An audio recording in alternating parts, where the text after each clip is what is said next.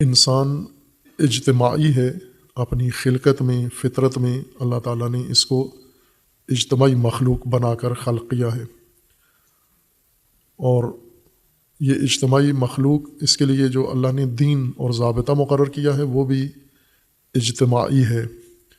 انسان اپنی فطرت میں سماجی ہے، اور دین اسی انسان کی ہدایت کے لیے آیا ہے، اور دین بھی سماجی و اجتماعی ہے۔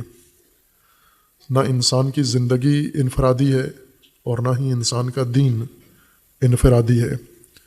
یہ غلطی ہوئی ہے دین شناسی کے مرحلے میں، دین پڑھنے اور پڑھانے کے مرحلے میں، کہ ہم نے دین کو انفرادی اور نجی سمجھا ہے اور نجی طور پر اسے عمل کیا ہے، اور نتیجہ ہمارے سامنے ہے کہ دین ہوتے ہوئے دینی نتائج ہمیں نظر نہیں آتے۔ دینی سماج نہ ترقی یافتہ نظر آتا ہے، نہ متحد نظر آتا ہے، نہ منظم نظر آتا ہے، نہ رشد یافتہ نظر آتا ہے، نہ ہدایت یافتہ نظر آتا ہے، نہ باعزت نظر آتا ہے، نہ باوقار نظر آتا ہے۔ دنیا کے دیگر اقوام کے مقابلے میں مومنین پیچھے ہیں، ہر میدان میں مادی طور پر بھی اور معنوی طور پر بھی پیچھے رہ گئے ہیں، خصوصاً سماجی پہلو سے۔ اس کی وجہ یہ ہے کہ انہوں نے دین سے جو حصہ پڑھا ہے اس پر عمل پیرا ہیں، لیکن وہ حصہ دین کا یہ نتائج نہیں دیتا۔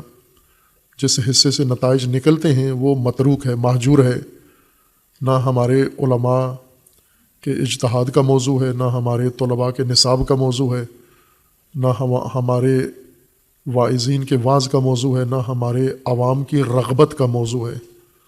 یہ مہجور حصہ ہے، دین کا متروک ہے۔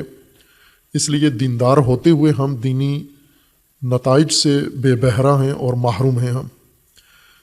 اب اس کے لیے ہمیں ایک رجعت کی ضرورت ہے، جس کا بار بار ذکر ہوا ہے کہ موجودہ مومن نسل کو، موجودہ مسلمان نسل کو دین کی طرف واپس پلٹنے کی ضرورت ہے۔ یہ جو اپنے آپ کو دین پر سمجھتے ہیں، انہی کو خطاب ہے اللہ تعالیٰ کا، یا ایھا الذین آمنوا آمنوا، جو ایمان لائے ہو ایمان لو، پلٹو، دین کی طرف واپس ہو، تم دین سے بہت دور چلے گئے ہیں ہم۔ یہ موضوع بزرگان دین نے ذکر کیا ہے۔ امام خمینی رحمۃ اللہ علیہ نے اپنے انداز سے، امام کا یہ فرمانا ہے کہ اسلام گم شدہ است، اسلام گم ہو گیا ہے تمہارے ہاتھوں سے، پیدا یشکنید، اسے تلاش کرو، ڈھونڈو جا کر۔ اور امام یہ نہیں فرما رہے کہ بے دین لوگوں کے ہاتھ سے دین گم ہو چکا ہے، دینداروں کے ہاتھ سے دین گم ہو گیا ہے، علماء کے ہاتھ سے دین کھو گیا ہے، اور مجتہدین کے ہاتھ سے دین کھو گیا ہے۔ اسے ڈھونڈیں، تلاش کریں، مدرسوں میں اور علمی حوزات میں دین کھو گیا ہے، وہاں اس کو تلاش کریں، اپنے منابع میں، قرآن میں، سنت میں، عقل میں، جہاں جہاں بھی اللہ نے دین کی ہدایات فرمائی ہیں، رقم فرمائی ہیں، مقرر فرمائی ہیں، وہاں سے اس کو دوبارہ ڈھونڈو جا کر، تلاش کرو۔ آنکھیں بند کر کے بھیڑ چال سابقہ نسلوں کے پیچھے چلتے رہنے سے ہدایت نصیب نہیں ہوگی۔ یہ نسل، جس طرح آپ نے سائنس ٹیکنالوجی میں اپنے آباء و اجداد کو چھوڑا ہے، تو آج ٹیکنالوجی کے نتائج سے استفادہ کر رہے ہیں۔ آج جو چیزیں آپ کے اختیار میں ہیں، یہ آپ کے آباء و اجداد کے اختیار میں نہیں تھیں۔ اس میدان میں آپ نے آباء و اجداد کی تقلید نہیں کی تو آپ ترقی کی ہے، لیکن دین کے معاملے میں آبائی رسومات، آبائی دین پہ ڈٹے ہوئے ہیں، اس لیے ہدایت سے محروم ہیں۔ اس شعبے میں بھی وہی کام کریں جو سائنس اور ٹیکنالوجی میں کیا ہے۔ جس طرح ہمارے پرانے اسلاف کی سائنس متروک ہو چکی ہے اور قابل عمل نہیں ہے، آج جدید نئی ٹیکنالوجی، نئی سائنس کا میدان ہے، اسی طرح نئی فہم دین کو چاہیے۔ علامہ اقبال رحمۃ اللہ علیہ نے اس کو بہت ہی خوبصورتی کے ساتھ بیان کیا ہے، اکیڈمک بنیادوں پر اس مطلب کو ثابت کیا ہے۔ امام نے ایک واعظ کے طور پر، نصیحت کے طور پر فرمایا ہے کہ اسلام تمہارے ہاتھ سے کھو گیا ہے۔